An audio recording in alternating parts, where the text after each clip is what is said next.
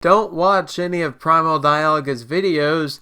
He just looks at articles and tells you what he thinks about them.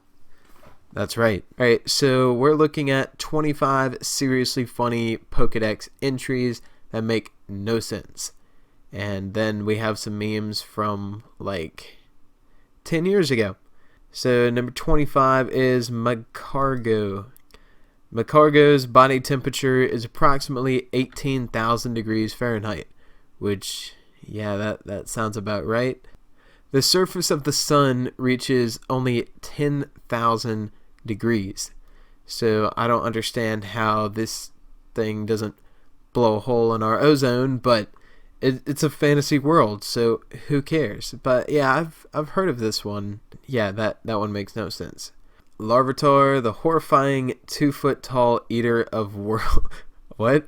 I don't think I've heard of this one. It feeds on soil after it has eaten a large mountain. It will fall asleep so it can grow. A mountain? I think it says Machamp can move a mountain or something, so I guess maybe they're in cahoots. Maybe Machamp pushes the mountain over to Larvitar, and Larvitar eats, and he gives Machamp something in return. I don't know. I'm just brainstorming here. Tea, central heating, and oopies? What? Darumaka's droppings are hot, so people used to put them in their clothes to keep themselves warm. I actually remember reading this because Pokemon White, it was the first time of me playing a brand new Pokemon game, because Diamond had been out for I think a year, maybe less than that. But so Pokemon White, I was totally into that game. But I mean, you gotta think, a lot of people did a lot of gross stuff back then. So I understand that, before they had hot hands and stuff, like if you're freezing to death, I mean, sure, I'll put some hot poop in my clothes just to keep from dying. I don't understand why that's so weird. Kadabra. When you wake up in the morning and you're suddenly a Kadabra. I should know this Pokedex entry, but I don't, because, yeah, it happened one morning. A boy with extrasensory powers awoke in bed, transformed into a Kadabra. What? Is that from the Pokedex? That's kind of weird. Okay, interesting. I think I know this one. I'm going to spoil it for you, but I'm just going to say it before I read it, just because I think I know it. I think that Lampent shows up, like, right before somebody dies, so if you see a Lampent nearby, then it's kind of a bad omen. It means, like, you're going to die. So, let's see. The spirit it absorbs fuel its baleful fire. It hangs around hospitals waiting for people to pass on. I could see how they could make a joke out of it. If you get if I was a Lampent, I would show up in an area of a hospital that's non-terminal, I guess, where like people, I don't know, they just are getting surgery on their arm, or like they're getting a cast on their arm or something because they broke it, and then I just be a Lampent and show up, be like, hey, what's up? And then they think they're gonna die. Anyway, that's just me being a terrible person. Pokemon. Oh yeah, I've read this one. I'm surprised that Jesse and James haven't died. So, your spine can't bear the bear's bear hug.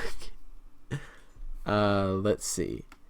It says, this Pokemon has a habit of hugging its companions. Many trainers have left this world after their spines were squashed by its hug. Oh my god, I forget how dark that the Pokedex can get. I mean, I guess with Lampent that was kind of dark, but this thing doesn't even mean to. I hope. It said it's companions, so it just like gives them a hug and kills them. Rhyhorn being incredibly powerful and incredibly careless is always a great combination. In Generation 6, didn't you have a mom that used to race on Rhyhorns? So she was more of a daredevil than you expect. Rhyhorn's brain is very small. It is so dense, while on a run, it forgets why it started running in the first place, and apparently remembers sometimes if it demolishes something. Okay. Of all things, why would you race on a Rhyhorn if it's like that? Oh my god. Imagine just like running like it running down the track and you're on the back of it and then it just stops. Like you're in the front. You're in first place. You're like a mile ahead and then it just stops. It's like, why was I running? I don't remember. Yeah, that's dumb. It can shatter even a skyscraper with its charging tackles. Yeah, it's not something I would want to ride on. Ha! Ha! I get it, because you ride on... Anyway, Magikarp officially the biggest slice of Pokemon nonsense ever. Is this where it jumps over a building? I think it can jump over a mountain or something. This pathetic excuse for a Pokemon, virtually worthless in terms of both power and speed. It is the most weak and pathetic Pokemon in the world. I'm pretty sure that it says that it can jump over a mountain. Does it not? Pretty sure that it can use Splash to jump over a mountain or something crazy. Grandpa, the wise, lovable grandpa who will burn down everything. I have Pokemon Sun, so I've never had a grandpa. It lose to grandparent-ish ways, claiming that it will protect kids when they're in danger so their moms don't have to worry. If a child it has made friends with is bullied, grandpa will find the bully's house and burn it to the ground. I think I have heard of that one, but that's pretty cool because it's like that's like the best Pokemon that you could have as a kid. It's like, don't mess with me or my grandpa is gonna destroy your house. Metang, not even 4 feet tall, but can take a direct hit from a jet unharmed. Formed by two Beldum joining together, its steel body won't be scratched if it collides with a jet. So if it doesn't get scratched, that's a little bit ridiculous. Imagine running into one of those things, like just like driving in your car, and then you run into a Metang. If it doesn't get scratched by getting hit by a jet, like you running into that at 70 miles an hour, your car just gets obliterated and then you probably die. I've fallen asleep and can't get up. Yeah, I'm pretty sure this thing is always asleep. It is born asleep and it dies asleep. All its movements are apparently no more than results of it tossing and turning in its dreams. What happens if you wake it up somehow? I'm sure that's gotta be a Pokemon episode of some sort. Like, there has to be one that has insomnia or, I don't know. They try to get it to sleep. There's so many fillers in the anime that I wouldn't be surprised. Bagon. The ill-advised diving champ. Diving, like in a pool? Bagon has a dream of one day soaring in the sky. In doomed efforts to fly, this Pokemon hurls itself off cliffs. As a result of its dives, its head has grown tough and hard as tempered steel. So it jumps off of cliffs trying to fly, and then it hits its head on stuff. Hopefully just on the water, but so that's interesting. I didn't know that that's how it got its hard head. Seeking, the one with the crazy fandom. What? A Seeking fandom?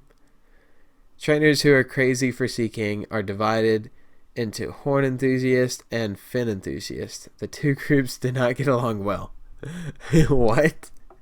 It's just a fish. I mean, it's granted it's better than Magikarp, but horn enthusiasts and fin enthusiasts, like there's better water types to be a fan of, like Milotic, I call it Milotic. Anyway, but that one, it's like the beauty Pokemon or whatever, so I would expect that to be one that has a fandom, but Seeking, that's kind of weird. But that's kind of like, it's like, the only thing I can attribute that to is, like, here in Alabama, it's Alabama and Auburn, and they don't get along well, so I guess that's Pokemon's version of that. Ariados, much less than just a pretty face. That face isn't super pretty to begin with. It's been straying not only from its rear but also from its mouth. It is hard to tell which end is which. Isn't that so I guess it's a spider, so it doesn't matter anyway, but wouldn't you be offended if someone couldn't tell which was your face and which was your butt? I don't get how that makes no sense, but whatever. Klefki, the terrifying key jiggler. I tried to mix those up. I have a Klefki, but I named mine car keys because that's what it looks like. These key collectors threaten any attackers by fiercely jingling their keys at them. Let's go on to the next thing. Crab Brawler, the super sore loser. I mean, I've never had an issue knocking out a crab brawler. They always pop up when you're trying to get freaking berries. He loses a lot is what I'm saying. While guarding its weak points with its pincers, it looks for an opening and unleashes punches. When it loses, it foams at the mouth and faints.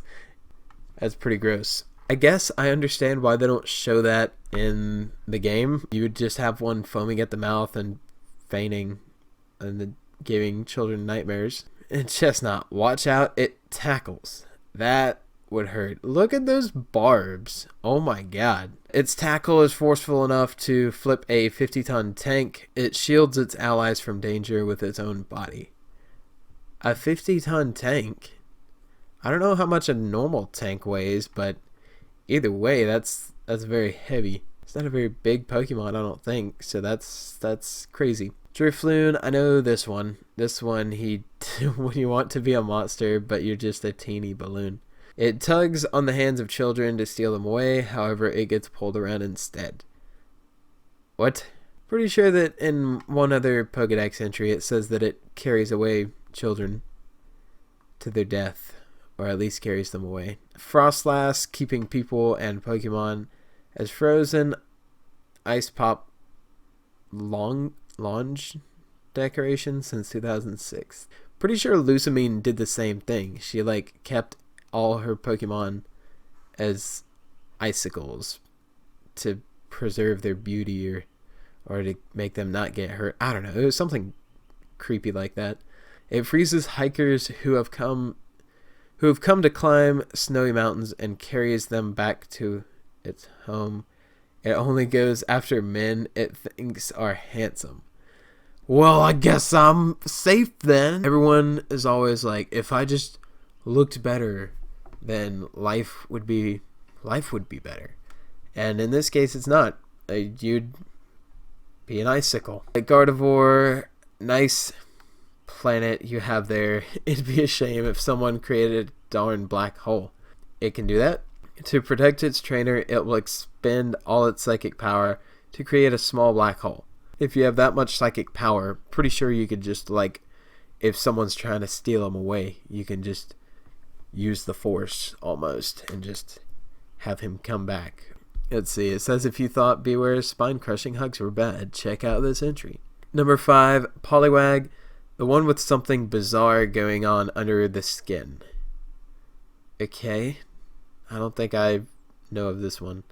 The spiral on its belly is its internal organs seen through its thin skin. It is better at swimming than walking. Well, yeah, if you're literally just a circle, then you'd just be waddling everywhere. So I guess, and he's got the big tail, so of course he can swim better. But that's his internal organs. I can see that being intestines or something, but I don't see anything else. I guess that's just the outline of its intestines or something, but that's pretty gross. Blaziken, that's a pretty cool picture. When an uppity chicken goes full Superman on us. It can clear a 30-story building in a leap. Its fiery punches scorch its foes. That's pretty crazy. I feel like I watched a video earlier that was saying that Superman originally couldn't fly, but he could make leaps and bounds over 30-story or however many story buildings. Swablu, if you want to get ahead, get a Swablu. Okay? For some reason it likes to land on people's heads softly and acts like a hat. I like that. I like that actually. That would be, especially during the summer and stuff, when you don't want the sun on your head the whole day, it'll just chill on your head. Like, as long as it doesn't poop on your head, then that'd be cool. I like that Swablu and Altaria are one after the other. Cute but creepy. Yeah, I've seen the meme about this one. If it bonds with a person, it will gently envelop the friend with its soft wings and then hum. Yeah, so that's kind of weird. I guess it'd be soft, but still weird. I guess hum is like their version of purring. And number 1.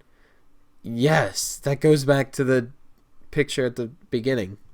That's not a thumbnail, but the beginning title picture. Geodude, when you get a little more than you bargained for in a snowball fight. What does it put rocks in the snowballs? Does it? That's a cheap shot. Its round form makes it easy to pick up. Some people have used them to hurl at each other in a snowball fight. They hurl a Geodude at each other? I mean, it's pretty big, I think. I don't understand why this is number 1, but I guess they had to just end the article. But yeah, I guess they cover him in snow and then toss him at somebody. If you get into a snowball fight with someone that you don't particularly like, then sometimes, you sneak a rock in there. Give them the hint. Because it's awkward telling people that you don't like them. Why not just hit them with a rock? So I'll see you guys in the next video.